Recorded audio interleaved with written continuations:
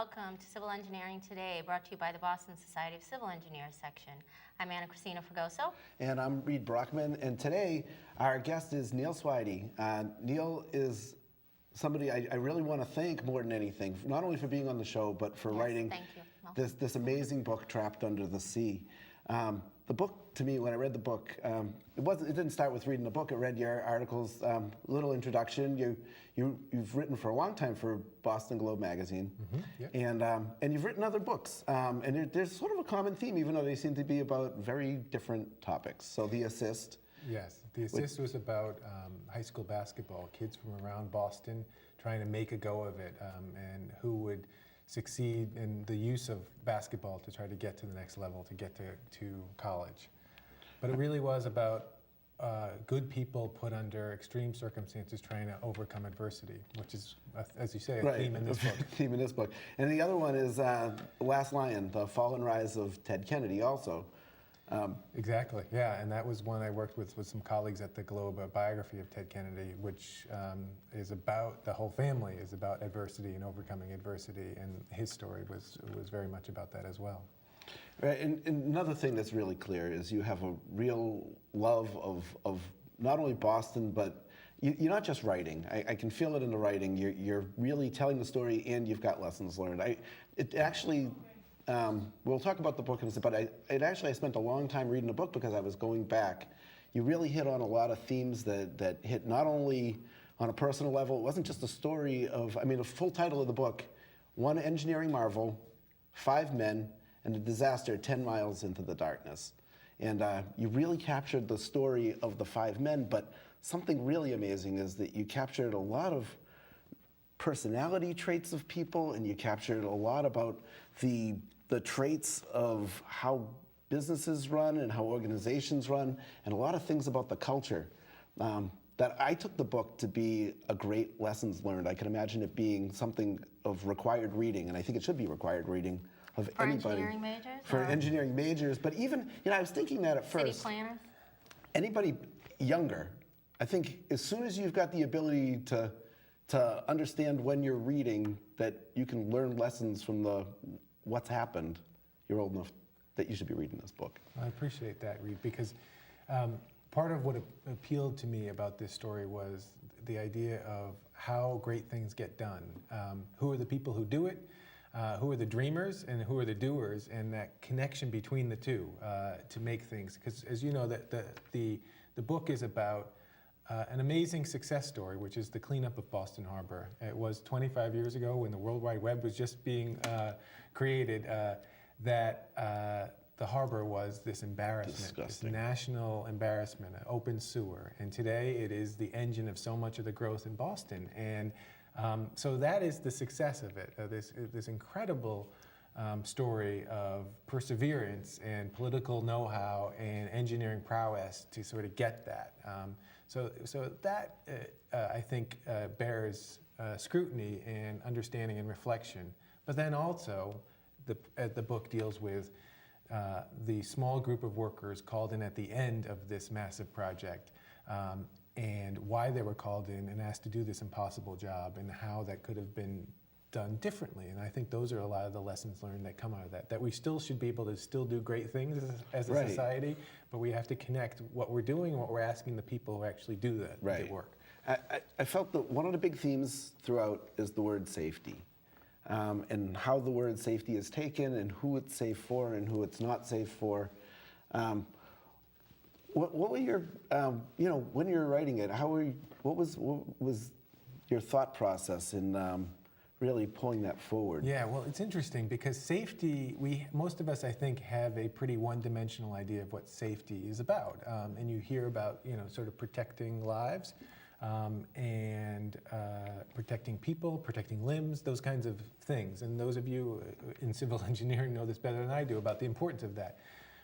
But what emerges, I think, from the book, and certainly from my research, spending 5 years on this, was the complexity of safety. So a perfect example is the big driver in this story that led to these 5 divers being sent to the end of an unventilated 10-mile-long tunnel, hundreds of feet below the ocean, was because people early on had worried about safety and put in an extra safety measure, an additional, a secondary, or even a third level of safety protection, but they never figured out how that was going to get solved. So in that case, it was a kind of a cruel irony that a concern about safety, but not a fully thought out safety measure, led to a very unsafe system that went into place that the workers had to contend with. One thing I want to reinforce, this isn't just a story. This is real people, and two people did, lose their life in it. And I really want to, call out to Billy Juice and to Tim Nordine's families. It's something, I know that nothing can bring them back, but if there's any bright side in it, that the engineering community, by your writing this book, it's passing on that there can be lessons learned, and they're not forgotten, and some good will come of it, that improvements will be made, and that maybe these thought processes will improve in the future. Well, I think that's exactly right. And I think having gotten to know the families of 5 divers went in and only 3 made it out alive. I've gotten to know all of them, the survivors, as well as the families of those who didn't make it out alive. And for them, that is nothing more important than what you just said, is that people take this and talk about this. Because often when a fatality happens on a job, the impulse, even if it's not the impulse, the reality is people don't talk about it. There are settlements, they're sort of moving on, and there's a sort of defensive crouch that all the parties have because there's regret and there's a tragedy there. But what the families most wanted was some kind of way of discussing this and making changes to protect these things and protect workers in the future. And so they're very pleased that that discussion is emerging as a result of the book, and I am as well.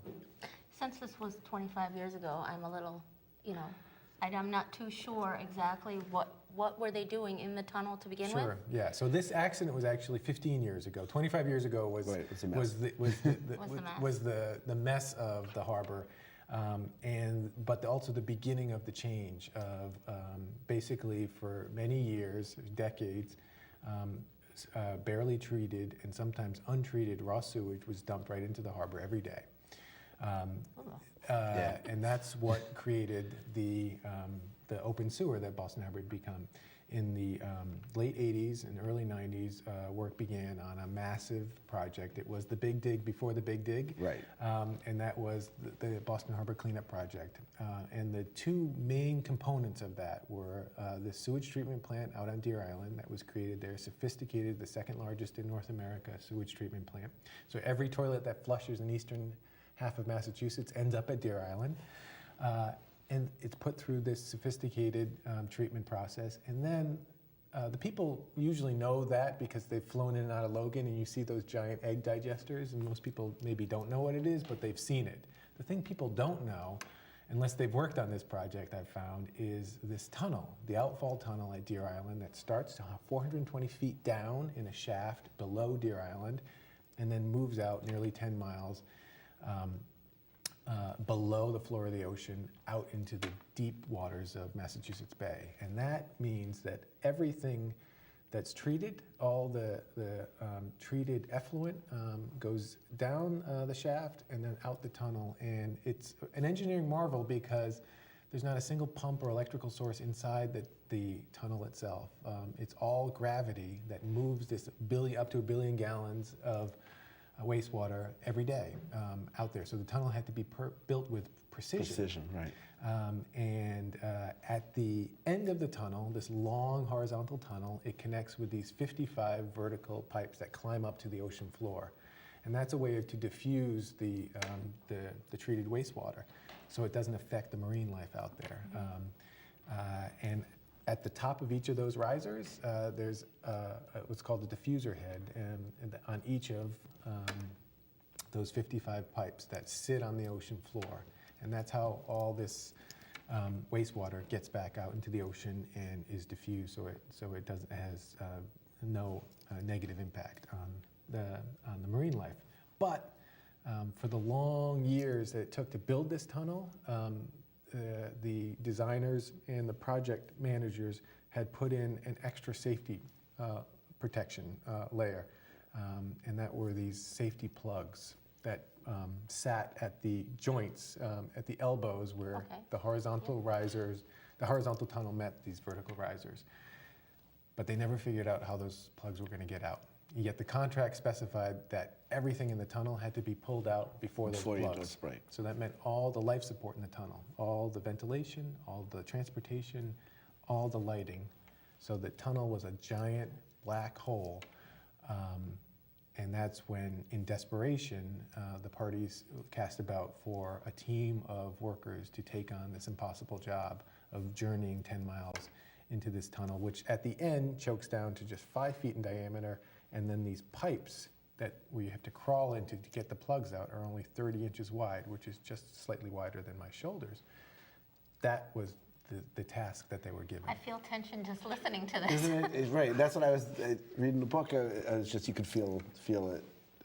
It's an incredible task to have to do, and the main reason is because these risers come up when you're not that you know. Is there warnings that they're out there in the harbor and for boats to stay away? How do they keep boats normally away from them? So basically, as you probably know, the politics of getting the harbor cleaned up were huge, and there was it took a lot of strong political leadership to get it that way. But it was a compromise on where this tunnel was sited. And it just so happened it was right under a shipping lane coming into Boston Harbor. So there was concern that because these diffuser heads that were on the top of these pipes that climbed up to the ocean floor, because these 55 diffuser heads were on the ocean floor, that if an anchor dragging along the ocean caught one of them and ripped one open, that could send a tidal wave of ocean water into the tunnel and threaten the lives of the workers who were spent nearly a decade building this tunnel. It was supposed to be 5 years, it was closer to 10. So that was the layer of protection. Now, the diffuser heads were designed to withstand an anchor hit. They're mushroom shaped, and they were tested so that even in the event that happened, the studies and the projections show that things would be okay. And then on the diffuser head themselves, there were also these safety covers on each of these sprinkler valves on the diffuser heads. So 2 layers of protection, but there was a fear that what if a very remote chance that an anchor catches just the corner of one of those things and rips it open. And so that was the idea of putting this extra protection in. There was also signs posted for mariners and others to stay away from this shipping lane, especially in bad weather. There were all kinds of provisions in place on there. And there was talk, one of the plans to remove the plugs when they were removing all the ventilation, which was the contractor's choice, was to have Coast Guard just monitor that during that period. But one of the, read about the how great things get done and how complex, massive mega project undertakings get done. And I sort of wonder now how more things don't go wrong, because there's so many moving parts. There's so much at stake. There's so much legal concern and risk concern and responsibility concern and protecting your party against another party from having to own responsibility for things going wrong. And at the end of this project, unfortunately, the various parties, good people, couldn't get along. They'd all been burned, and there was mistrust had built up, almost calcified on this job, and that led to this call for these workers to essentially solve a problem that the best and the brightest in the rooms couldn't get along and solve themselves. So going out there, they didn't quite solve the entire problem. They didn't get but they did something very important. They took out plugs. So yes. It turned in. So I want to tell the story a little bit of like how what they did turned into the answer, and how people, engineers and people from the MWRA, they responded and they figured out how to solve the problem in the end. Yeah, it's very interesting because the divers were sent in, and they unfortunately and tragically, as I show in the book, they weren't given a system that was fully thought through. that had been tested. It was improvised because the conditions were so remote and no one had ever done anything like this before in the world. So part of the time when that happens, there is a normal human impulse for people to say, okay, well, somebody's going to have this figured out if no one's ever done this before. Rather, if it's more of a routine or something most of us can conceive, I think our common sense kicks in and is stronger than when, cruelly, I think, when something is so out there, we tend to defer a little bit more. And that's what happened here, so that the failure of this system that led to the divers being asked to do this, and then to not all of them making it out alive. Before that happened, before that failure, they were able, through their heroic work at the end of this tunnel, to remove 3 of the plugs, and that created this opportunity to rethink how they would get the rest of the plugs out. Because once they made it out, this tunnel was a crime scene, and no one was allowed in for almost a year after this tunnel. Right. But this is what happened, and this is where I think why this, I agree with you, this has lessons for all kinds of stories and all kinds of projects, because at that point, the leader of the MWRA at the time, Doug McDonald, said, and I think a very important show of leadership, got everyone together and said, we're not going to worry about cost at this point now. We've just tragically lost 2 workers that we shouldn't have lost on this. And part of that was because none of us could get along at this point. We're going to take all the financial concerns off the table. We're going to figure out the safest way and the most creative way to do this. He, in a blue sky meeting, tossed out this idea of, what about ventilating the tunnel from the other end rather than coming in from the Deer Island end and sort of moving it out there? What about coming from offshore? And it was only because of the work of those divers, having removed some of those plugs, that allowed that there was a connection, and this was a possibility to kind of come with this creative thinking at that point. But it's very interesting, because I think what happens when group mistrust goes up is creativity goes down, and people respond more from a defensive crouch rather than an open-minded creative thinking, and that can really inhibit coming up with creative solutions to very difficult problems. So I think the lessons both in the failure and the tragedy are here, but the lessons also in the success are here as well. Right. I think in general, any group dynamics now, it's the liability also drags down creative processes, because Right, people are worried, exactly. There's so much, I think that's why it takes so long from planning to finish stage for anything. Yeah, I think that's right, but also you have to understand, just like we were talking before at the beginning about safety, you have to understand what liability is too. And a lot of times what happens when I've seen, not just in this project, but as I looked for the connections between this and the BP oil spill and other massive projects that ended in disaster, but ultimately in creative solutions that happen in BP as well, the knowledge expands in a crisis when you have to figure out a solution on this. But people also realize that this concern about offloading risk onto other parties, that's so much of a driver in these big projects, is let's put the risk on the other parties, our plate, and then we'll be okay. But in the end, in this case, it creates enormous risk for everyone involved if you don't have that figured out, and that's what happened here. That to me was a huge lesson to learn, and in an age where we're doing not only a lot of mega projects and taking on incredible projects, but even smaller projects are done in a design build style where everybody's working together. You're supposed to be working as a team and working quickly. Cooperation's never been more emphasized and more important, and it's important. I mean, it's just a matter of taking a step back and looking at the reality. There was another behavioral issue that I've seen it throughout, not just engineering, I've seen it in lots of fields, where people are just almost too they won't step back and question their own work. And they just want to push it forward, which sort of happened in this. Yeah, so that's a really interesting point on this. And so the divers, the 5 divers were working for a project manager and an engineer who had come up with this, working with consultants, come up with this innovative breathing system that sent them in there. And this is a very brilliant man, but someone who had very low emotional intelligence. So when things were going wrong and these warning signs were happening and these experienced divers, even though they were out of their element, were saying, hey, Sounds wait. scary. Instead of taking that knowledge, he was pushing back on that and saying, this is all worked out. Essentially, this is above your pay grade, which led to disaster. You should have taken the oath of the engineer. That's right. We get that little ring on the finger. And Well, I want to thank you so much for coming on. I know it's, I saw it, I looked up the book, and it's doing really well on Amazon. I know I'm going to be reading it. Yep. So you've already read it. You Yeah. can't give me away too much.